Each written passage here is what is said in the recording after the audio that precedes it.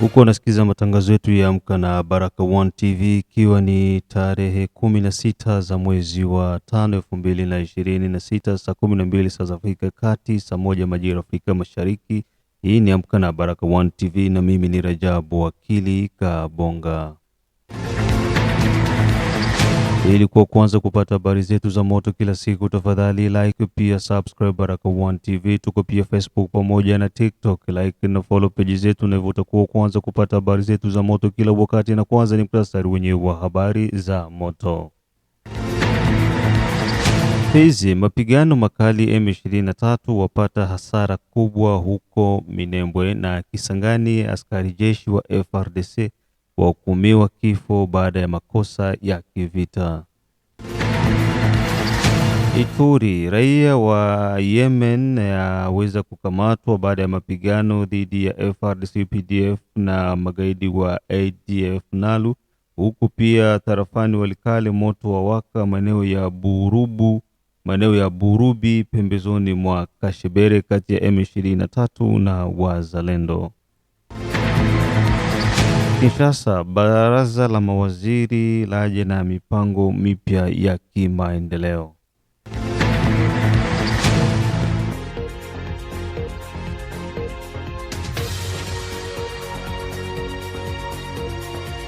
Usikose pia kuendelea kutembelea Mwangaza TV ambako pia utakutanana na baadhi ya matukio yote ambayo yako na rindima kutoka mashariki mwa Jamhuri ya Kidemokrasia ya Kongo. Ingia tu kwenye YouTube, andika Mwangaza TV ama ingia kwenye description, hapo utakutana na link ambayo moja kwa moja itakupeleka kwenye videos ambazo ziko kwa Mwangaza TV. Na usikose pia kushiriki na sisi katika operesheni kabambi ya Operation Saidia Muzalendo.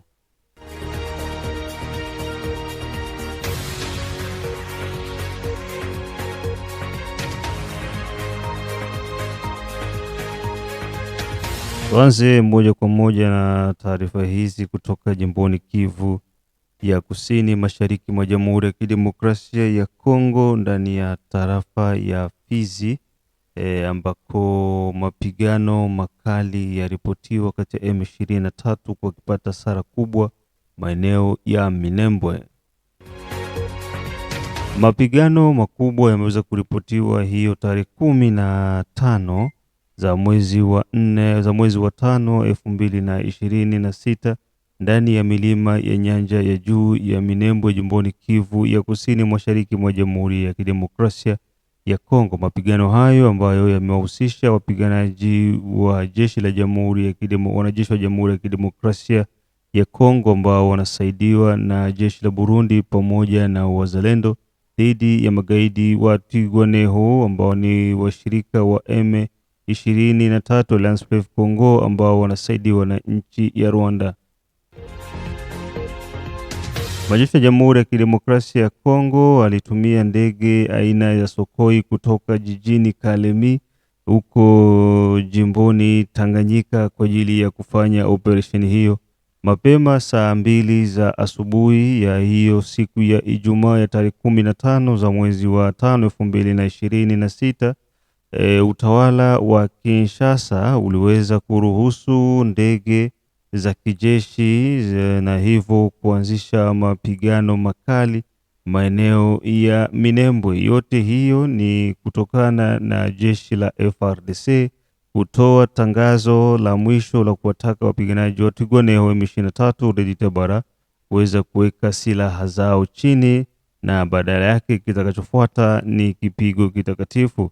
Minembwe pamoja na maeneo ambayo yanazunguruka kwa sasa, hali ya kijeshi ya kuzidi kuongeza nguvu na mahitaji muhimu ya kijeshi, wanajeshi wanazidi kuongezeka pembezoni mwa Minembwe, huku pia ndege zisizokuwa na rubani zikiendelea kufanya kazi pamoja na silaha nzito na kubwa zikiwa zinafanya kazi, vile ndege za kivita aina ya Sokoi 25 zikioneka pia kufanya kazi yao, anasema msemaji wa M23 Lawrence Kanyuka.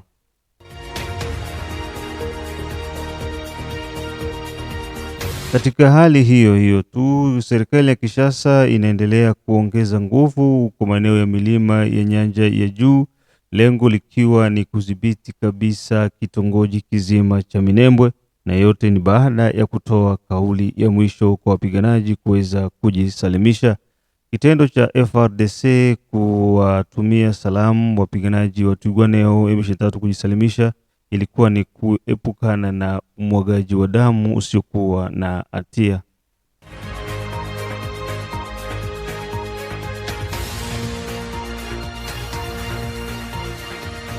Kwa sasa hali inaonekana inazidi kuwa mbaya ndani ya Minembwe pamoja na sehemu zake za kando kando. Serikali ya Kinshasa imetuzingira na hivi tunashindwa hata pa kutokea, anasema msemaji wa AFC M23 Bwana Lawrence Kanyuka. Mapigano hayo yaliripotiwa katika kitongoji cha Kakenge, Kalonge, Bidegu, Kalingi huko tarafani Fizi pamoja na Mikenge ndani ya tarafa ya Mwenga. Hadi sasa maeneo hayo tajwa yote yameweza kuingia mikononi mwa wazalendo pamoja na jeshi la Jamhuri ya Kidemokrasia ya Kongo FARDC.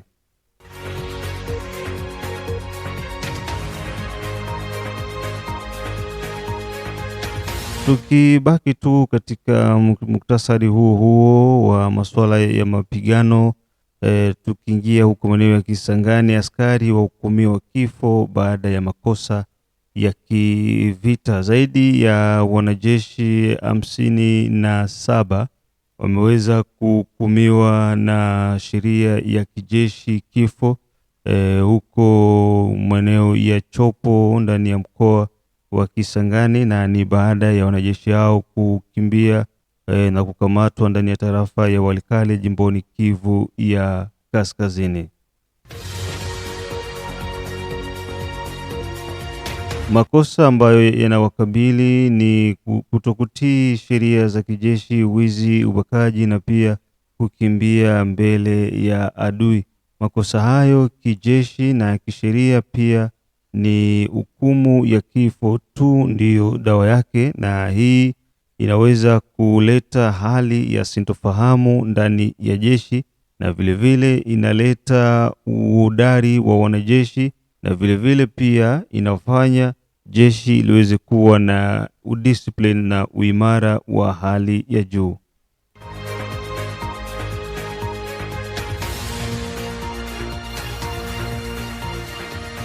Wanajeshi hao wa FARDC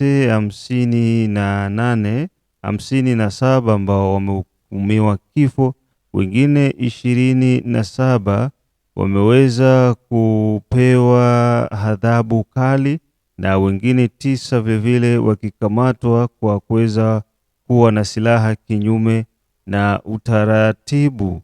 Yote kwa yote, majeshi wa Jamhuri ya Kidemokrasia ya Kongo wanahitajika kuweza kuwa makini na kuweza kufuata kanuni na taratibu za kijeshi na sio kufanya tofauti na jinsi inavyotakiwa. Jumla ni wanajeshi 87 ambao wamejikuta wakiangukia kwenye sheria ya kijeshi ya Jamhuri ya Kidemokrasia ya Kongo.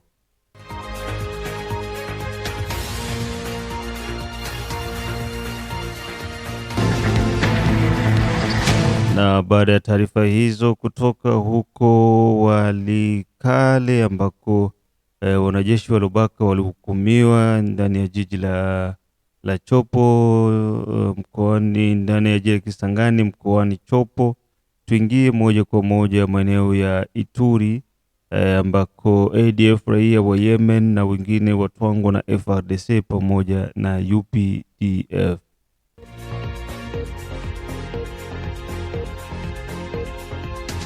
Operesheni za pamoja kati ya majeshi ya Jamhuri ya Kidemokrasia ya Kongo FARDC pamoja na jeshi la Uganda UPDF mashariki mwa Jamhuri ya Kidemokrasia ya Kongo imeweza kupelekea ushindi wa kuweza kuwatwanga watu muhimu wawili wapiganaji wa ADF akiwa ni makamanda usiku wa tarehe 14 kuamkia 15 2026 mwezi huu wa 5. Hali hiyo imeweza kutangazwa na msemaji wa Operation Sokola maeneo ya Grand Nord, Luteni Mark Elongo Kyondwa, ambako wauaji hao wawili waliweza kupata cha moto kutokana na vikosi tiifu kwa serikali na washirika wake wa UPDF ndani ya kitongoji cha Nakota ya kwanza kinachopatikana kati ya Beu, Manyama pamoja na Biakato.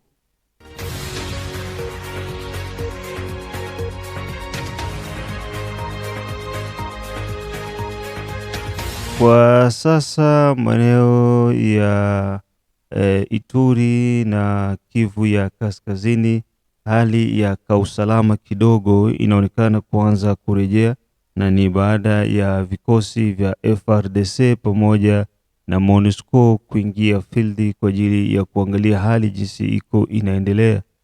Kamanda wa majeshi huko mkoani Ituri, Bruno Mandevu, alionekana akishuka field pamoja na viongozi mbalimbali wa MONUSCO kwa ajili ya kuangalia hali inavyoendelea huko kwenye ndani ya tarafa ya Mambasa.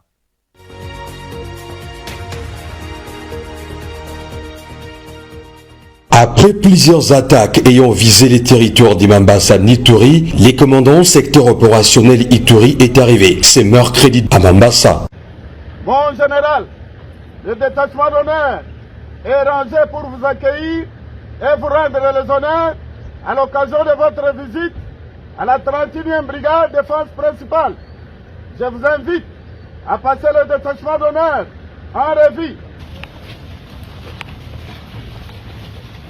Le général-major Bruno Mandevu est accompagné du commandant FIB MONUSCO. Objectif, redynamiser les opérations sur place afin de bouter hors d'état de nuire le rebelle ADF MTN et leurs alliés. Et cette mission s'effectue sur instruction du commandant des opérations et gouverneur militaire de l'Ituri, le lieutenant-général Luboyon Kashamadjoni. Objectif, offrir une paix durable à la population de Mambasa et environ, témoin de plusieurs actions sociales, humanitaires et sécuritaires depuis l'instauration de l'état de siège par les commandants suprêmes et chefs de l'État, Félix Antoine Tshisekedi Tshilombo. Katika operesheni hiyo kwenye mpaka wa Kivu ya Kaskazini na Ituri, majeshi ya Jamhuri ya Kidemokrasia ya Kongo waliweza kukamata silaha mbili aina ya AK-47 katika operesheni ambayo ilifanyika na kusababisha mauaji ya wapiganaji kadhaa wa ADF MTN. Operesheni hiyo vilevile imekuja kwenye mazingira ya kutokana na mauaji, wizi, uharibifu ambao huko unafanywa na ADF mashariki mwa Jamhuri ya Kidemokrasia ya Kongo, zaidi ndani ya mkoa wa Ituri. Katika tarafa za Beni pamoja na Mambasa, na ikiwemo pia maeneo ya Makamu, Katere, Mungamba, Biakato, ambako raia wengi wameweza kuuliwa na magaidi hao wa ADF licha ya wanajeshi wa FRDC kuingilia kati na kuwaondoa kabisa magaidi hao wa ADF NALU.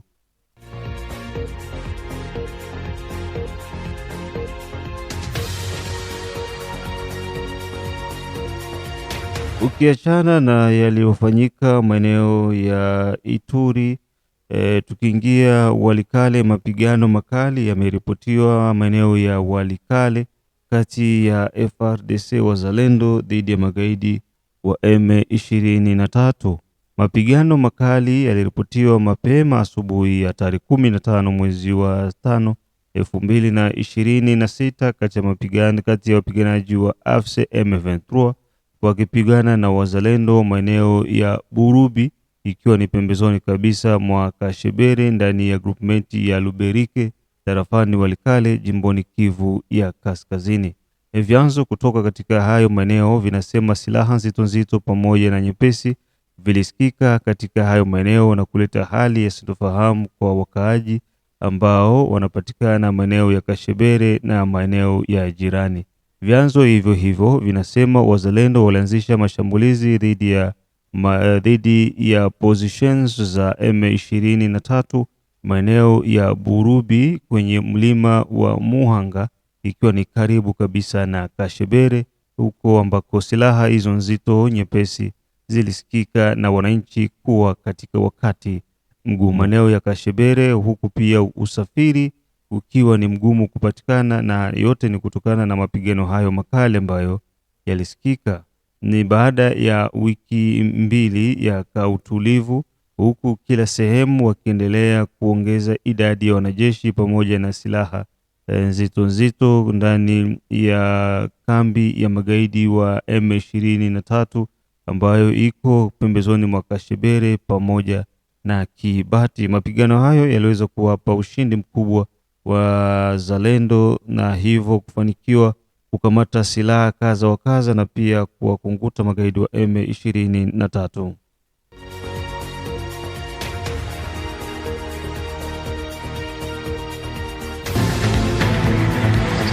Huko nasikiliza matangazo yetu ya Amka na Baraka One TV, ikiwa ni tarehe 16 mwezi ni wa 5 2026, saa 12 saa za Afrika Kati, saa 1 majira ya Afrika ya Mashariki. Licha kwamba utakuwa umechelewa kupata matangazo yetu ya Amka na Baraka One TV, usikose kuendelea kushare, kusubscribe pamoja na kulike Baraka One TV, na vile usikose kutembelea Mwangaza TV ambako utaendelea kukutana na baadhi ya matukio ya yote ambayo yako narindima kutoka mashariki mwa Jamhuri ya Kidemokrasia ya Kongo. Eshide Kizenga Tembele, King Sele, Kizabe Ayeba, Mashaka Ayamba, Dedone Butoto, Biondo Kilamba Mawe, mzee wa state ya Maine, da Feza, da Letesha, da Asha, da Arwen, Ankisi Kandeke, Asimwe Baguma Samuel kutoka Czech Republic, Ramakei Afrika Kusini, Mohamed Papira Jabu kutoka Afrika Kusini.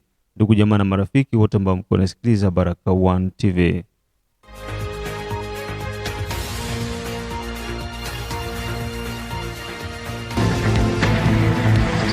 Na baada ya taarifa zote hizo kutoka maeneo mbalimbali ambako kunasikiliza kutoka Baraka One TV, tuingie moja kwa moja jijini Kinshasa ambako baraza la mawaziri laja na mipango mipya ya maendeleo nchini Jamhuri ya Kidemokrasia ya Kongo. Kila Ijumaa ya wiki kunafanyika baraza la mawaziri ambako mawaziri wanakutana na rais akiwa yuko jijini Kinshasa, na asipokuwa jijini Kinshasa basi nafasi yake inaongozwa na waziri mkuu ama na mwakilishi yoyote ambaye rais atateua kwa ajili ya kuongoza baraza hilo la mawaziri. Baraza la mawaziri nchini Jamhuri ya Kidemokrasia ya Kongo lilofanyika Ijumaa iliyopita ya tarehe 15 za mwezi wa 5 2026 limeweza kuja na baadhi ya suluhu kutokana na matatizo ambayo yako nazidi kuonekana nchini Jamhuri ya Kidemokrasia ya Kongo: maendeleo, afya, ujenzi, elimu na mambo kadha wa kadha. Mengi na zaidi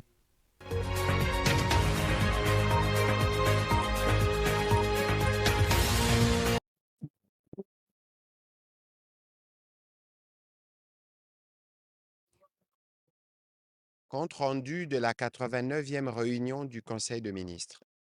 Le président de la République, chef de l'État, a présidé ce vendredi 15 mai 2026 à la Cité de l'Union africaine, la 89e réunion du Conseil de ministres. 5 points étaient inscrits à l'organisme d'aménagement du territoire en République démocratique du Congo. Le président de la République a commencé sa communication en abordant la question du respect des normes de construction et d'urbanisme sur l'ensemble du territoire national, particulièrement dans les grandes agglomérations urbaines et plus spécifiquement dans la ville-province de Kinshasa, où il est observé une multiplication soutenue des constructions de tout genre.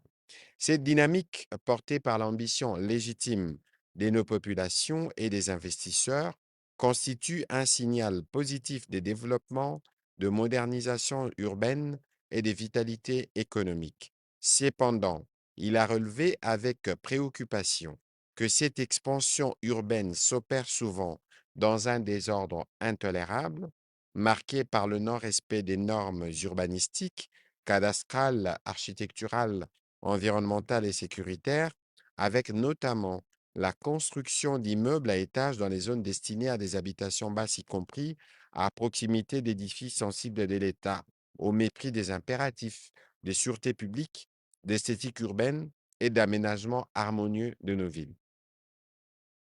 Le président de la République a constaté également que dans plusieurs chantiers, particulièrement à Kinshasa, des matériaux des constructions tels que les sables, les caillasses, les moellons et autres agrégats, ni au détriment de l'ordre public, de la sécurité collective et des règles d'aménagement du territoire, a-t-il précisé. Dès lors, il a instruit sous la coordination de la Première ministre, le vice-premier ministre, ministre de l'Intérieur, les ministres d'État, ministre de l'Urbanisme et Habitat, le ministre des Infrastructures et Travaux publics, le ministre de l'Aménagement du territoire, la ministre des Affaires foncières, ainsi que les différents gouverneurs de province, de prendre sans délai des mesures rigoureuses visant notamment à renforcer le contrôle préalable à la délivrance des permis de construire, dans les stricts respects des plans d'urbanisation, des affectations des zones et de l'esthétique urbaine. Identifier les constructions érigées en violation des normes urbanistiques, sécuritaires et esthétiques. Interdire toute construction portant atteinte à la sûreté des installations et édifices sensibles de l'État. Réglementer strictement l'entreposage des matériaux des constructions et mettre fin à toute occupation anarchique de la voie publique. Faire respecter les normes architecturales et l'esthétique publique afin de préserver l'harmonie et l'image de nos villes. Harmoniser les interventions des services techniques, cadastraux, fonciers et urbanistiques afin de mettre fin aux autorisations irrégulières. Appliquer sans complaisance des mesures coercitives prévues contre les auteurs de constructions anarchiques ou contraires aux normes urbanistiques et à l'esthétique publique. Mettre en place un mécanisme permanent de contrôle et de suivi des nouvelles constructions dans les principales villes du pays. Le deuxième point de la communication du président de la République a porté sur la protection du patrimoine de l'État affecté au secteur de l'éducation nationale. Le président de la République a été saisi d'une recrudescence d'actes de spoliation du patrimoine immobilier de l'État affecté au secteur de l'éducation nationale ainsi que de l'enseignement supérieur et universitaire. Il lui a été notamment rapporté que plusieurs espaces réservés à l'enseignement font aujourd'hui l'objet d'occupations irrégulières, des morcellements illicites ainsi que des constructions anarchiques de nature privée, notamment des immeubles, hôtels, restaurants, supermarchés et autres infrastructures commerciales érigées au mépris de leur vocation éducative initiale. Une telle situation inacceptable constitue une atteinte grave à l'autorité de l'État, réduit sensiblement les capacités d'accueil et des formations de nos établissements publics et hypothèque l'avenir de notre système éducatif. Pour y faire face, des mesures urgentes et coordonnées devraient être prises afin de préserver durablement les infrastructures destinées à l'éducation et à la formation de la jeunesse. À cet fait, il a instruit les ministres du gouvernement, chacun en ce qui le concerne, notamment la ministre des Affaires sociales, la ministre d'État, ministre des Affaires sociales, Action humanitaire et solidarité nationale, la ministre d'État, ministre de l'Éducation nationale, le ministre d'État, ministre de la formation professionnelle, les ministres d'État, ministre de l'Urbanisme et Habitat, le ministre des Infrastructures, la ministre de l'Enseignement supérieur et universitaire, ainsi que la ministre des Affaires foncières, sous la coordination de la Première ministre avec le concours de son cabinet, de procéder à l'identification exhaustive, au bornage, à la sécurisation foncière et à la cartographie numérique de tous les espaces scolaires, universitaires et centres de formation appartenant à l'État, ainsi qu'à la constitution d'une base de données centralisée du pouvoir du patrimoine éducatif national. Des occupants sans droit ni titre, ainsi que les cas échéants, de la démolition des ouvrages érigés illégalement. Le ministre d'État, ministre de la Justice et garde des Sceaux devrait pour sa part donner des injonctions pour engager des poursuites exemplaires contre toute personne impliquée dans des opérations, des spoliations ou des cessions frauduleuses du patrimoine éducatif public, y compris les agents et les autorités complices. Enfin, des mesures de protection durable devraient être mises en œuvre, notamment la clôture progressive des sites exposés, l'interdiction des délivrances des permis de construire sur les emprises éducatives sans avis conforme des ministères sectoriels, les déploiements des brigades mixtes de contrôle ainsi que l'instauration d'un mécanisme permanent de surveillance et d'alerte afin de prévenir toute nouvelle tentative de spoliation. Na huo ndo mwisho wa matangazo yetu kutoka Baraka One TV. Mengine endelea kupoa pamoja na sisi kwa kulike, kusubscribe pamoja na kushare Baraka One TV. Na vile vile unapokuwa unahitaji kupata taarifa zingine za uhakika, usikose kutembelea Mwangaza TV ambako utakutanana na matukio mengine mengi yote ambayo yako nazidi kurindima kutoka mashariki mwa Jamhuri ya Kidemokrasia ya Kongo. Mimi ni Rajabu Akili Kabonga ambaye nakurushia haya matangazo. Tukutanane wakati mwingine saa 6, saa 9 pamoja na saa 12 kupitia Baraka One TV. Nikwambie tu niko haki kwa asubuhi ya leo, nikutakia asubuhi njema.